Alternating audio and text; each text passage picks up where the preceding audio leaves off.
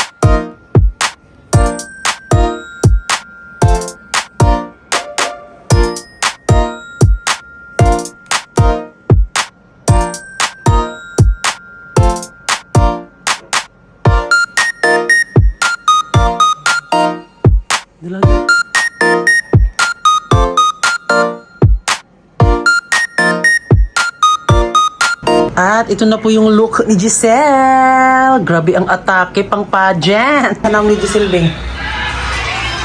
Oh.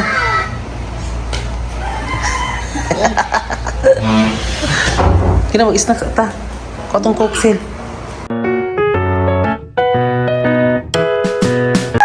So, ayun mga ka-love, ito na po yung final look po ni Giselle. So, pina-helmet ko lang siya mga ka-love para di po malipad-lipad po yung kanyang pilik mata. So, yan po yung kanyang outfit.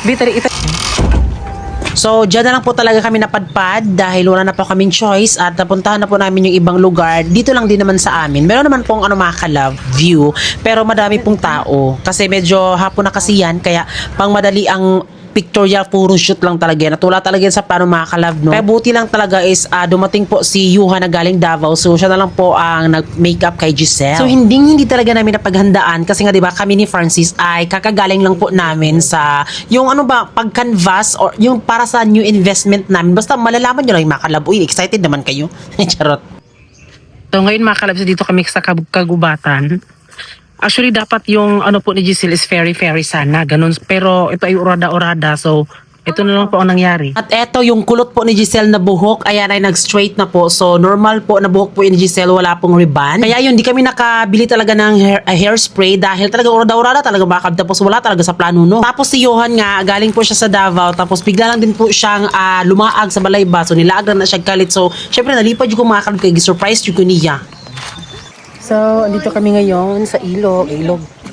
Alam niyo bang mga ka-love dito is nagkukulay asul siya kapag sobrang high tide. Isa din po ito sa sikat po na panaliguan po ng taga Magallanes.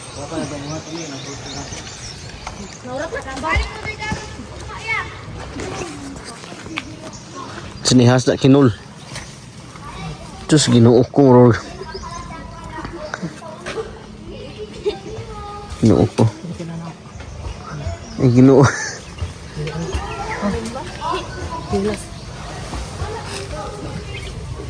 Ito milisan.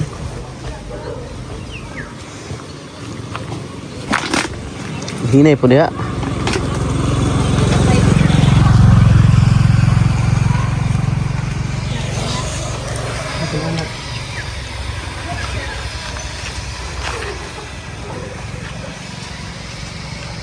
Puro mag-intog.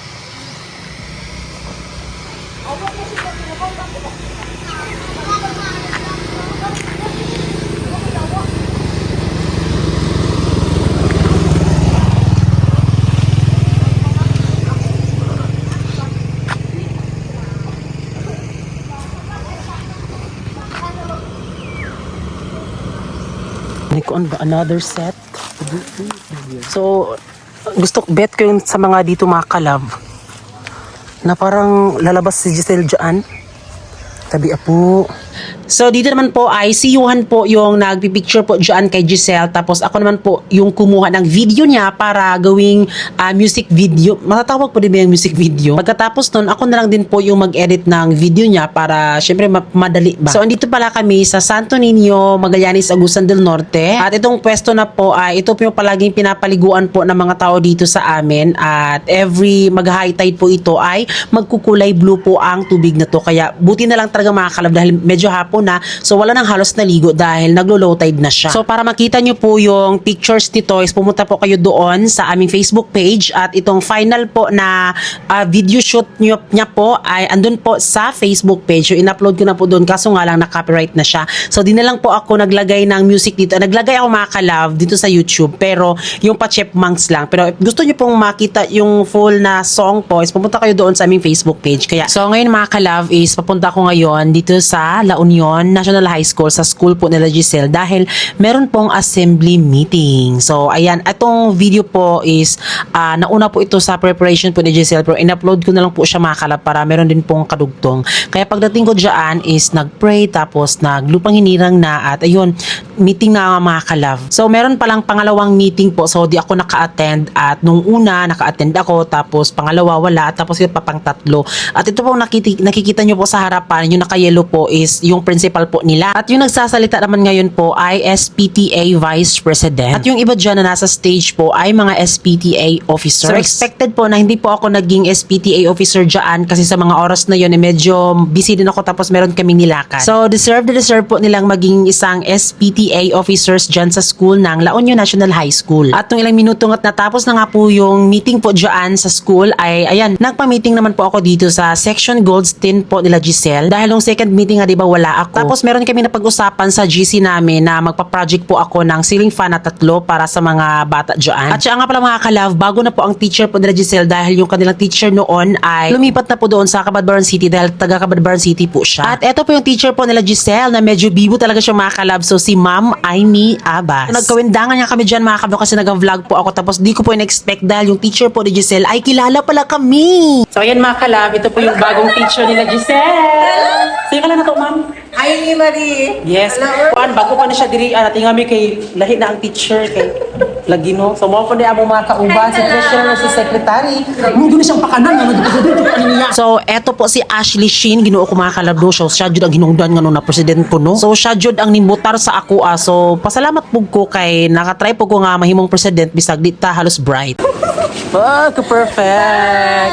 Pamugin si Ashley ang pakanan gyud sa kanan uy. Ko ni ba ko mag-president. Pero mo mas bagay pa man siya mag-president uy. Ibaylo na lang tabi. Ito na aking sundo. So ayun mga kalab, dito na po ako sa bahay at grabe nakakatuwa mga kalab. Kasi yung teacher ni Giselle, fan na fan pala siya ng Franuli. Tapos di niya ako agad nakilala kasi di ba nag-mask ako while nag-announce po sa mga ito anuhin namin about sa ceiling fan. Nagulat ako mga kalab. Grabe yung parang nagganon talaga si ma'am na sobrang tuwa niya mga kalab. At syempre ako mga kalab, nahihiya talaga ako sa mga teacher at laki yung respeto ka sa kanila. At di ko lang talaga in-expect na yun pala yung kanyang reaction na makita niya ako mga kalab. Tapos nagulat siya dahil meron daw yung pangalan ko sa attendance pero naganap-hanap siya, wala daw. Parang, iwan ko, basta hindi niya siguro ko nakilala kasi nag-mask kasi ako. Kaya ayan mga kalab, sobrang tuwa ako mga kalab kasi talagang iba talaga kapag respeto talaga ang nagbigay sa atin, di ba mga kalab? Sobrang sarap talaga sa feeling. Kaya maraming salamat Ma'am Amy. So yung teacher kasi ni Giselle po, nung una ay medyo malayo kasi siya. So sa Cabadbaran siya. So yun, pinalit sila doon. Tapos si Ma'am Amy po ay Magallanes po siya. So taga Magallanes, so silingan na kahit familiar kasi Ma'am sa ako kay yung mga igsuon kaila po, dili ako kaila pero nailhan ako siya. Nailhan ako sila. Motong familiar giligi si Ma'am sa kuha ay mo nang happy kay ko nga kaila mini Ma'am. So bali yung final na ano po namin project po, ang first project ko po sa classroom po nila Giselle ay 3 ceiling fan po. So, di ba, nag-canvas kami. Tapos, meron kami nakita doon. Merong mga mura naman mga kalab, pero hindi siya mapagkakatiwalaan. Then, yung naano po namin is yung ceiling fan na kulay black, tag 2,900 at 2,700. Tapos, tatlo. So, bali, tumataginting siya ng, 8,000. Ibutang dili, 8,000 mga kalab. Dahil 41 po na mga parents, dahil 41 po na mga bata ang meron doon, kaya dinivide ko po siya into 41. So 204 siya. So kada parents po ay 204 para mabili namin yon. Pero may nagsuggest doon na baka hindi nila daw kaya yung ganun-ganyan. So, at meron na po nag-volunteer na sino po yung mag-ano po sa is sa ceiling fan ay si Vice President po. Yun. So sa mga hindi po nakakaalam, ako po ay nagpa-reban. So di lang talaga siya halata dahil hindi ko naman siya finilex nung una pa. Pero ito mga kalove ay di pa naganap po yung birthday ni Giselle, nagpa-reban na po ako dahil medyo nahirapan talaga ako sa buhok ko na magbugkot ba. So hassle kaayo. Then syempre ako po ay kulot. Kaya nga tinatawag po ako ni Francis na kulot. Ayan. At ito po ay di po sponsor. So bale sa Leo Revita po ako nagpa-reban po ng aking buhok. Actually sa katunayan po, pang 3 beses ko na po ito. So, di na nga pala ako nagpakulay ng buhok dahil gusto ko na pong makita po yung totoong kulay ng buhok ko na kulay itim po. So, maitim talaga yung buhok ko mga kalab. So, bali, ang ginawa po dito sa buhok ko ay L'Oreal ba yan? L'Oreal or ano bang tamang pagbigkas niyan? So, L'Oreal Reband. At ngayon ko lang din po na malaya na mas inuna pa po yung mabaho na reband. Diba? Dapat kapag nag-reband ka na regular is dapat yung mabango. Pero ito ay una po yung mabaho mga kalab. Tapos last na po yung mabango. So, ganyan pala po yung L'Oreal na reband. So itong naka-white po ay manager po siya dito sa Kabadbaran branch sa Leo Revita. So siya po talaga ang gumagawa ng buhok ko. At eto binabalik-balikan ko nga talaga mga kalab kasi parang nagustuhan ko talaga siya at medyo malapit lang din po siya dito sa lugar namin sa Magallanes, Agusan del Norte. So kung straight lang talaga yung buhok ko, no, hindi talaga ako magpa-straight, alangan naman, diba? So siguro magpakulot, siguro ako straight lang talaga yung buhok ko, no. Actually, yung nag-suggest po na L'Oreal reband po ay si Johan, yung kasama ko po na nung una nakita nyo po sa video. So siya lang po yung sinunod ko at ayun, L'Oreal reband na po talaga yung atake ng buhok ko po. Kanimi ito magpareband no kay kanang mag-expect yun to no nga straight halos pero usahay kay dili siya straight kay tungod po sa tong kapabayaan masingtan mautong maguba jud po ang pagreband kay imbis dili pa iligo og 3 days iligo na. So ngayon mga kalab, good morning. Ngayon po mga kalab is maniningil na po tayo ng utang kasi 'di ba?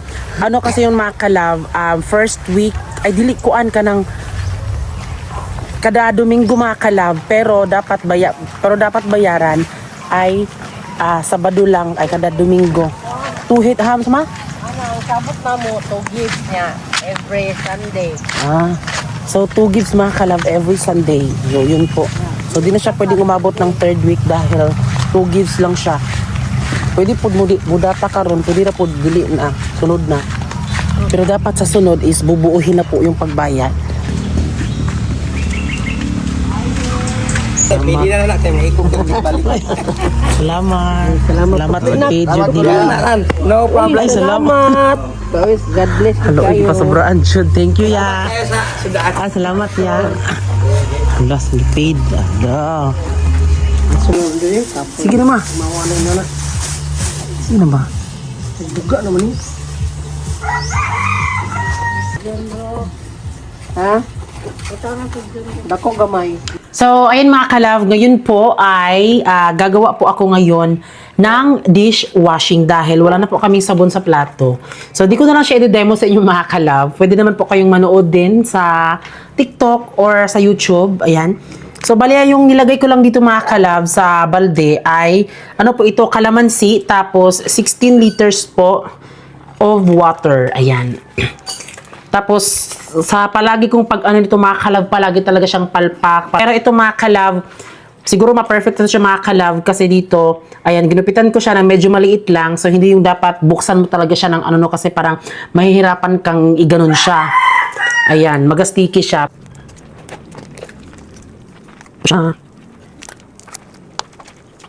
Nung una, nung paggawa ko nito, medyo nahirapan talaga kami.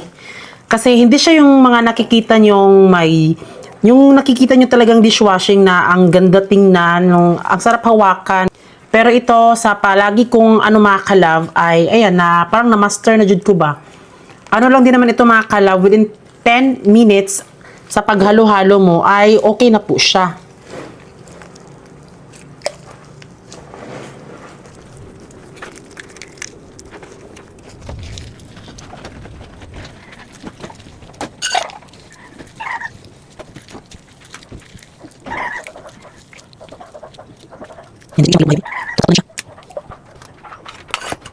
At ito po yung kanyang pang ano mga kalab, pang ganun ba? Ayan, so igaganon lang natin siya 10 minutes. Ayan. So siguro ita-time-lapse ko lang ito mga kalab. Uy, dahan-dahan na. Kung anong usik na.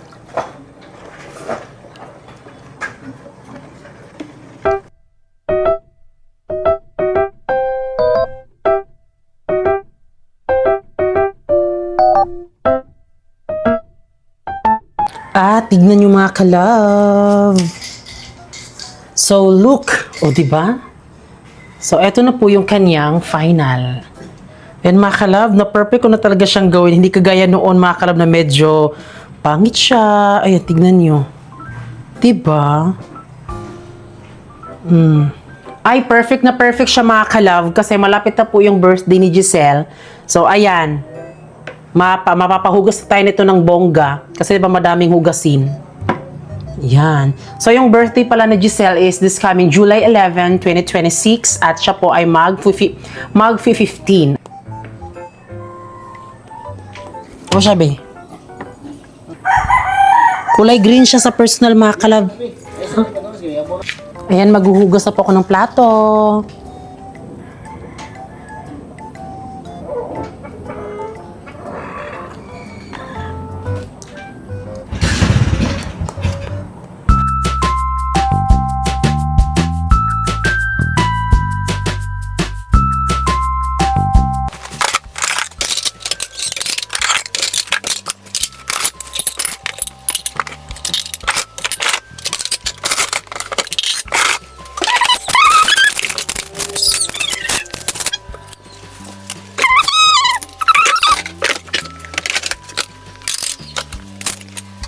So, ngayon mga kalab ay magsha-shoutout ako.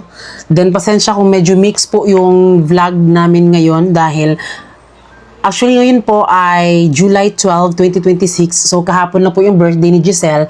So, pasensya po mga kalab kung medyo natagalan po ang pag-upload. Kasi nga sinabi ko nga sa inyo, di ba, na meron kaming in-invest po ni Francis na syempre, plano talaga namin ni Francis kahit noon pa at gusto namin magkaroon nito para mas hindi kami lalong mahirapan at ito ay hindi lang po siya para sa akin or para kay Francis.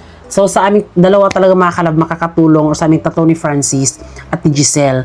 So ito po ay di po namin pinagsisihan kung bakit namin ito binili kasi syempre pera naman namin, di ba? At yun, kinuha na po namin yung aming pera po doon sa savings namin mga kalab para ibili nito mga kalab, di ba? I'm sure kayo din ano din kayo. Nagtataka kung ano ba talaga. May mga nakasagot doon mga kalab pero mali naman, di ba? Kaya abangan niyo yan mga kalab. Talagang mawiwindang talaga kayo na grabe na talaga ang family. Inano talaga nila, ininvest talaga nila agad ang pera. Masasabi talaga ng gano'n. Pero syempre, mas maganda din talaga na kapag meron kang pera, syempre invest talaga siya mga kalab, maganda, 'di ba? 'Yun. Kaya ato napag-ano na namin siya mga kalab, nabili namin siya nung July 1 pero nag-canvas kami mga kalab kung saan ba ganyan ay medyo nung mga time na June po. So, eto kaya nabili namin siya. Kano sa pa to napalit be? Katong napalit na to baka to siya. Huwag naman siguro to sa ko ano? Ay, July 1. O July 1, 2026. At excited kami mga kalab na ipakita sa inyo. Siguro sa next vlog ni Giselle. Kasi 'di ba i-edit ko po yung vlog po ni Giselle dito para ma-upload ko po siyang sunod. Tapos eto na naman siya mga kalab. Abangan, 'di ba? Kaya ito, di naman pinagsisihan at syempre, pasalamat kami mga kalab dahil natulungan kami nila Mama Inday at Papa Buboy sa pag canvas at gamit po namin yung kanilang tricycle para maano naman po mga kalab, para yung bang maano kami mga kalab, meron kaming, di ba kailangan din natin ng mga advice po yun, kaya buti lang talaga mga kalab, kahit busy po sila Mama Inday mga kalab, ay naano din po, naging okay din po siya yun. At ngayon mga kalab, isa shoutout ko po si Osir Boster, Yumelaw, Multiple M, Kimberly Joy Aquino, Joe RDC, Jamela Laba, Melds, Luna Diamante, Jessa Sumalinog, Hazel Jane Rigacho, Delia Cabalkento, Rose Bravo, Cheryl Lestorki, Mark Pongyan, Lala TV, Kelly, Mami Jean. Sabi dito ni Kelly, buntis ka po. Diyos ko, day, ginoo ko. Kung ang ganda na po talaga, buntis talaga, no? So, medyo malaki lang talaga yung chan ko. Pero ever since, di po talaga ako nakatry uminom po. Yung bang mga drinking of liquor, strictly for happiness, yung mga ganong eksena, di ba? Mga alcoholic. Hindi po ako nakatry, mga kalove, dahil takot po akong malasing. Siguro ito, mga kalove, dahil po ito sa coke or pagkatapos yung kumain, higa, ganon. Ay, hindi higa, edit ng vlog, di ba? Ganun naman yung ginagawa ko noon. Alam nyo yan. Kaya siguro siya naging ganito siya. So, yun po. Update nga pala sa baboy, mga kalab, na pinautang namin. May nagbayad na po. Meron din po nagdata. So, sakto jud, mga kalab, ang gipamili ni mama. So, dahil ngayon, hindi sila nagbigay. So, next week, mga kalab, mga Sunday siguro. So, dyan na po ang final na dapat mabuo po talaga nila yung mabayad, mga kalab ba? 'Di ba? Kasi yan lang po kasi yung dapat yung ano na ba? Kanang mudata ka karon tapos pagkasunod na po data para mabuo, no? So mo to siya. Mga kalab, abangin ninyo ang vlog ni Giselle sa birthday niya. Giputo lang nako, wala na ako siya gisumpay kay medyo taas na siya para napoy kuan. So, pasensya kayo, mga kalava, kung madalas kami nag-upload kasi may mga mga atake din na nung invest namin. Basta, abangan yung, mga kalav. Bye!